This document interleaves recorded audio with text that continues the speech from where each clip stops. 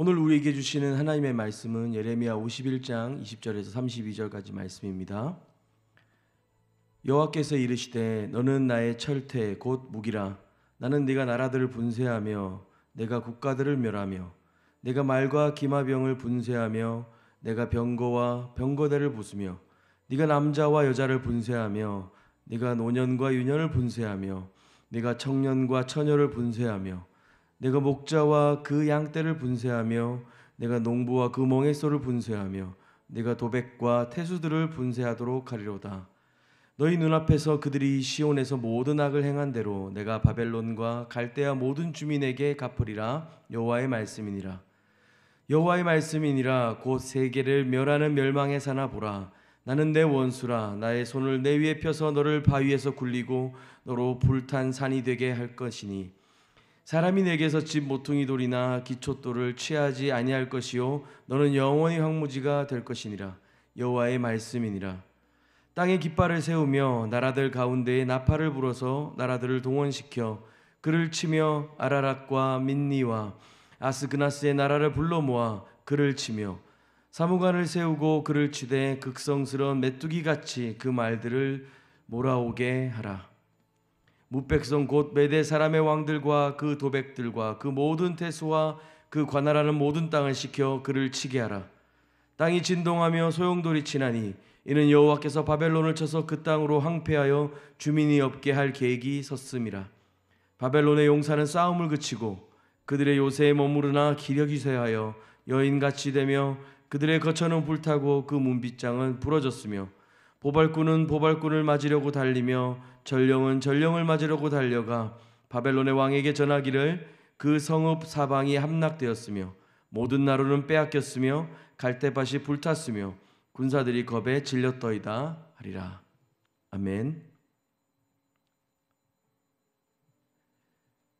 이제 51장을 통하여서 마지막 바벨론을 향한 심판들도 끝을 향해 가고 있습니다. 오늘 20절에서 23절 말씀을 보면 내가 나라들을 분쇄하며 라고 하는 단어들이 반복해서, 이 문구가 반복해서 쓰여지게 됩니다. 이 원어의 의미를 잘 번역한 영어 번역은 I smash you with you 이렇게 되어 있습니다. 내가 너를 가지고 박살내겠다, 뭐 이런 뜻인 것이죠. 나라들을 말과 기마병을, 병거와 병거대를, 남자와 여자를, 노년과 유년을, 청년과 처녀를, 목자와 그 양떼를, 농부와 멍에소를, 도백과 태수를, 방백과 두령들을 의미합니다. 총 9번을 반복하며 이 모든 것들을 분쇄하겠다라고 말씀하십니다. 20절에 철퇴는 바벨론을 말하는 것입니다. 너는 나의 철퇴 곧 무기라. 지금 주님께서 바벨론을 자신의 도구, 무기, 철퇴라고 말씀하시는 겁니다. 이렇게 여호와는 바벨론을 들어 온 땅에 자신의 도구로 사용하시지만 그것은 하나님의 절대적인 주권의 영역이었습니다. 사실 교리를 공부하다 보면 딱딱하고 때로 너무 감명하여서 감동을 받기 어려울 때가 많습니다.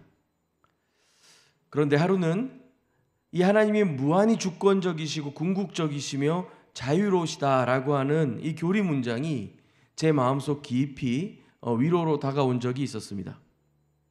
저는 설교하는 목사이고 가르치는 목사이기도 합니다. 또한 오랫동안 신앙생활을 해왔습니다. 그러나 여전히 세상이 돌아가는 일은 한 두 가지 측면에서 매우 답답하게 느낄 때가 많습니다. 먼저는 왜 하나님은 이런 일을 허락하시는가? 도대체 언제까지 이런 일들은 계속될 것인가? 라고 하는 겁니다. 이유와 시기를 안다면 훨씬 나을 텐데 말이죠. 그런데 얼마 오래되지 않은 제 인생 속에서 그래도 한 가지 고백할 수 있는 것이 있다면 내가 다 준비해도 안 될 일이 있으며 아무것도 하지 않아도 될 일이 있다는 겁니다. 그래서 언젠가는 그냥 하나님의 주권에 맡겨야지 하면서 그저 대충 살아도 상관없겠다라고 생각한 적도 있습니다. 그러나 하나님이 깨닫게 하신 것은 하나님의 무한하심과 그 무한하신 자유 아래, 하나님의 그 절대적인 주권 아래 이 온 세상이 다스려지고 있기 때문에 나는 그저 일희일비하지 않아도 되겠다라고 하는 믿음의 영역까지 좀 이르게 되었습니다. 물론 슬픈 일을 당할 때 슬프고 힘듭니다. 기쁜 일을 당하고 성공적인 경험을 할 때마다 감사도 나오지만 자기 의로움에 가득 차고 그것으로 인해 기뻐할 때도 있습니다. 하지만 거기가 우리의 삶의 결론이 아닌 것을 우리는 성경을 통해서 발견합니다. 신학을 공부하고 설교를 위해 사역을 위해 책들을 읽어내고 연구를 해보지만 저는 절대로 하나님을 다 알 수가 없었습니다. 누구나 어쩔 수 없는 일이니 제 무지를 이해해달라 그런 말은 아닙니다. 도리어 알아가면 알아갈수록 제가 다 알 수 없다는 것을 인정하게 되고 그리고 그렇게 인정하게 되는 영역들은 하나님의 신비의 영역으로 또 주님께 맡기게 되더라는 것입니다. 그로 인해 모르는 것으로 인해 고통받거나 아는 것으로 인해 교만한 것이 아니라 둘 다 하나님 어떠하신 분이신지 그분의 주권과 그분의 통치와 그분의 자유 앞에 겸손히 살아가는 제 삶을 선택하도록 요청하는 것을 저는 알게 되었습니다. 바벨론을 바라보던 이스라엘의 관점에서 바벨론은 영원히 하나님의 도구일 줄만 알았습니다. 그러나 아니었습니다. 당시에 그 사람들은 몰랐을 겁니다. 이스라엘의 어떤 똑똑한 사람들, 현자들은 이거 다 지나가는 거야 라고 말하는 사람이 있었을 수 있겠지만 사실은 그 안에 살아가는 동안에는 다 이해할 수 없었을 겁니다. 여호와의 말씀으로 주어지고 있는 심판이었기 때문에 더 그랬을 겁니다. 또 스스로를 바라보던 바벨론은 여호와 하나님에 대한 인정이나 그분의 주권에 대한 이해가 없었습니다. 자신이 하나님의 도구임을 잊고 자신의 부와 명예와 힘과 영광이 지금 자신들의 성취와 번영을 만들었다고 믿게 되는 순간들이 있었을 것입니다. 그것이 반복적으로 그들을 잠식해가고 그들의 마음들은 그렇게 그들의 우상을 숭배하는 것과 교만과 잔인무도함과 폭력으로 그 힘에 도취되고 휘둘려 그것을 숭상하며 살아가는 대로 하나님으로부터 떠나고 하나님의 정의와 공의를 짓밟게 되는 영역에까지 그 교만한 자리까지 바벨론은 나아갑니다. 아마 그들 중에서도 누군가는 잘 나갈 때 조심해라 이런 얘기 했을 수 있지만 그들은 들리지 않았을 것입니다. 그런 그들에게 24절에 말씀하십니다.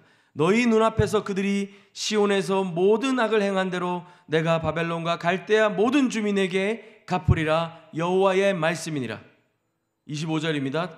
여호와의 말씀이니라 온 세계를 멸하는 멸망의 사나 보라. 나는 내 원수라 나의 손을 내 위에 펴서 너를 바위에서 굴리고 너로 불탄 산이 되게 할 것이니 사람이 내게서 집 모퉁이 돌이나 기초돌을 취하지 아니할 것이요 너는 영원히 황무지가 될 것이니라 여호와의 말씀이니라.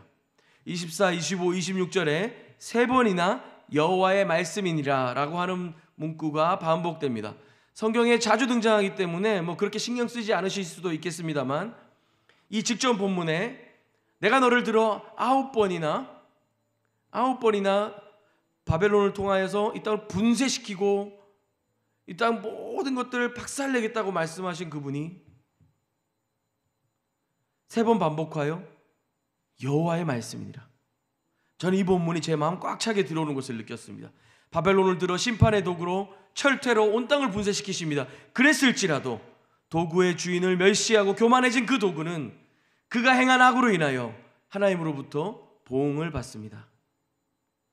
25절을 다시 보면요, 여호와의 말씀이니라 온 세계를 멸하는 멸망의 사나 보라 라고 합니다. 바벨론은 대부분 평지에 있었습니다. 비옥한 땅이었고요. 그래서 학자들은 여기서 멸망의 산이라고 지칭하는 것은 아마도 높이 쌓은 바벨론의 신전들을 말하는 것이 아닌가라고 이야기합니다.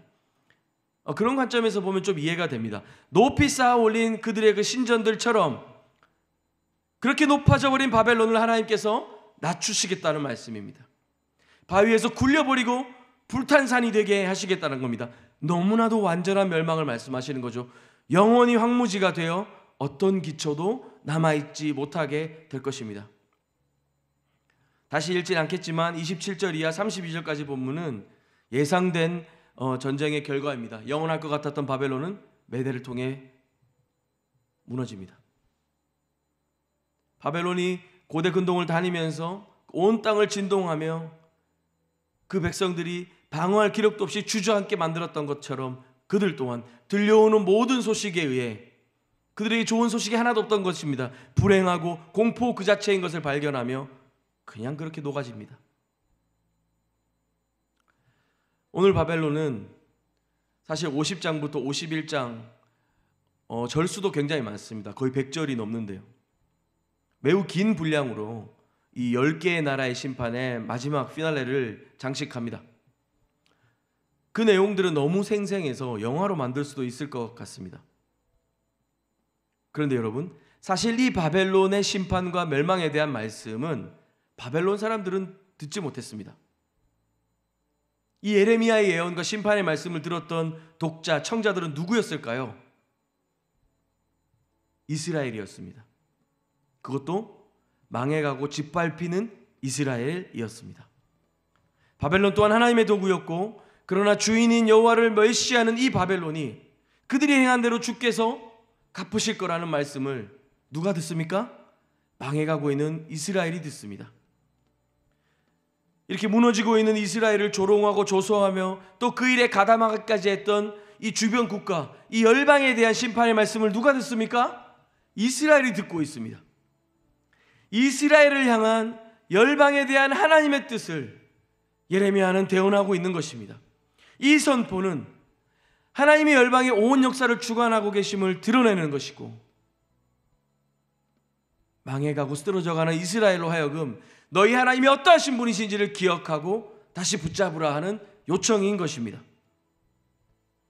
저 하늘 끝까지 높아진 바벨론은 이제 그들의 번영과 성취를, 권력과 힘을 유지하지 못할 것입니다. 다 빼앗기고 무너지고 역사 속에서 사라지게 될 것입니다. 예레미야를 통해 이 말씀을 듣고 있는 이스라엘은 이미 고대 근동의 열강에게 짓밟혔고, 왕들이 빼앗겼고, 왕권이 빼앗겼고, 찬탈당했고, 그 땅과 성전이 무너지고 있는 이스라엘이었습니다. 예레미야는 그들 중에 하나였고요. 그런 그가 10개 나라를 심판하시는 하나님의 메시지를 차근차근 전달하고 있습니다. 그리고 우리는 이 심판의 말들을 따라가며 발견합니다. 만군의 여호와 하나님, 전쟁에서 진 이스라엘 이 토착 작은 땅의 신이 아니라 만군의 여호와 하나님, 그저 나를 위해 존재하고 내 행복과 내 가족의 안녕을 위해 조종할 수 있었고 내 만족을 위해 존재해야만 했던 그 하나님이 온 땅의 피조세계를 다스리고 통치하시는 열방의 주인이시고 유일하신 하나님이라는 사실들을 선포하고 있는 것입니다. 그냥 무너져가는 이스라엘에 그 하나님이 온 땅을 통치하신다는 겁니다. 이 사실이 언제 주어집니까? 통일왕국 시절 강성한 이스라엘의 때가 아닙니다. 다윗 왕을 통해서, 솔로몬을 통해서 주어지는 것이 아닙니다. 독립은 다 잃어버렸고 성전도 짓밟히고 그들의 신앙도, 그들의 인권도, 그들의 그 영토도, 자유도, 주권도 다 짓밟히던 그때, 다 빼앗겨 털리고 있던 그때, 성전과 제사장은 기능을 하지 못하고 백성이 하나님의 말씀을 듣지 않던 그때였습니다. 신실하게 살아가던 때가 아니었습니다. 망해가는 이 이스라엘에게 하나님이 주신 메시지가 뭡니까? 저 바벨론도 내가 도구로 사용했고 내가 열방의 주인이고 만군의 하나님 여호와다 라고 하시는 겁니다. 만군의 하나님, 이 예레미야서에서 가장 많이 등장한다고 합니다. 성경 전체에서 말이죠. 또 분량 대비 만군의 하나님이 매우 자주 등장하는 성경들이 있는데, 예를 들면 학개, 스가랴, 말라기, 작은 책들입니다. 그러나 분량 대비 만군의 하나님이라고 하는 이 구절이 매우 자주 등장합니다. 공통적으로 이들은 포로기, 그 이후, 포로기 이후를 그리고 있습니다. 바벨론에게 주권을 빼앗긴 식민 시절의 이야기인 것이죠. 약해질 대로 약해졌고 낮아질 대로 낮아졌고 짓밟힐 대로 짓밟힌 이스라엘을 향해 예레미야를 통해 하나님 말씀하시는 겁니다. 여호와 하나님이 세상 주권자이시다, 온 땅의 통치자이시다라고 강력하게 선포하는 것입니다. 지금 너희가 보고 있는 저 세상의 권력과 힘은 없어질 것이다. 역사는 그들을 기억하지 못할 것이다. 유일하게 설 것은 만군의 여호와 하나님, 그분 한 분만이 유일하게 서시는 분이시다. 이스라엘이 약하고 연약하고 쓰러져 있을 때 하나님의 강함은 더욱 선명하게 드러납니다. 또한 하나님이 열방 가운데 심판하시고, 그리고 이 바벨론뿐만 아니라 온 땅에 그들이 행한 대로 보응하신다고 하는 이 예언의 말씀들은 하나님께서 이스라엘을 지키고 인도하신다고 하는 확신을 줍니다. 하나님의 심판은, 이 바벨론에 대한 하나님의 심판은 그 백성 이스라엘을 향한 하나님의 궁극적인 구원과 맞물려 있습니다. 하나님은 그 백성을 회복시키실 것입니다. 하나님은 열방에 대한 공의로운 심판과 함께 이스라엘을 회복시키실 것입니다. 여러분, 우리가 성장할 때, 다 괜찮을 때, 할만하고 칭찬받을 때가 아니라 진짜 망했다, 이젠 더 이상 할 수가 없다, 끝인가 보다 할 그때에 우리 하나님의 주권과 통치와 온 땅의 주인이심은 더 선명하게 드러나게 됩니다. 성경의 역사 속에서 우리가 보는 것입니다. 우리 살아가는 세상은 각자 도생에 무도하고 잔인한 시절입니다. 돈과 힘과 권력과 명예에 다 빼앗겨버린 시대, 다음 세대를 장담할 수 없는 안타까운 시대를 우리가 살아가고 있습니다. 우리 주변을 돌아보면 성한 곳이 하나도 없는 시대라는 말이 절로 나옵니다. 그러나 여러분, 이 엄혹한 시절, 하나님 우리를 버리시려는 것이 아니라 하나님은 도리어 우리를 참 생명의 삶으로 인도하고 싶어 하십니다. 그 아버지의 열정을 들으십시오. 하나님은 우리의 지식과 경험으로 그 일하심을 판단할 수가 없습니다. 그래서 우리는 또 오늘 그 하나님이 절대로 옳으시며 선하신 분이라고 고백해야겠습니다. 그리고 우리를 가장 좋은 길로, 가장 선한 길로, 완전한 길로 인도하시는 분이심을 고백해야겠습니다. 함께 기도하겠습니다. 만군의 여호와 하나님 아버지, 이 바벨론을 심판하신 하나님의 이 엄혹한 말씀들을 들여다보며 우리 주변뿐 아니라 내 마음에 높아진 바벨론들을 무너뜨리기를 원합니다. 겸손히 아버지 하나님 당신을 바라보며 주님이 부어주신 은혜를 따라 감사하며 주님 백성답게 살아가는 우리의 삶 되게 하여 주시옵소서. 우리가 비록 연약하고 때로는 실패의 자리에 또 막막한 인생의 여정 가운데 있을지라도 오히려 그때에 우리 하나님 열방을 다스리시며 통치하신 하나님의 주권을 더 깊이 누리고 이해하고 깨닫고 발견하며 붙잡는 우리가 되게 하여 주시옵소서. 사랑하고 감사합니다. 예수님의 이름으로 기도합니다. 아멘.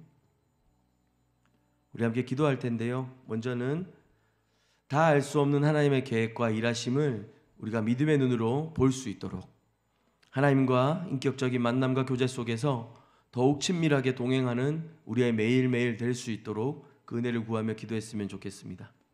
이어서 두 번째로 기도할 때 이 세상 앞에서 비교하며 질투하고 경쟁하며 한없이 약한 것 같고 작아진 것 같고 연약해진 것 같은 나를 연민하기보다는 여전히 온 땅의 주인이시며 통치하고 다스리시는 그 하나님의 만군의 여호와 하나님의 백성으로 끝내 바로잡으시고 갚으시고 회복시키실 우리 아버지 하나님을 믿음으로 신뢰하며 우리 살아가는 이 땅에 우리의 가정에, 일터에, 우리의 이웃과 우리의 삶 가운데 하나님의 정의와 공의의 도구로 신실하게 주님 음성 듣고 그 말씀 따라가며 순종하는 도구로 살아내도록 함께 기도했으면 좋겠습니다.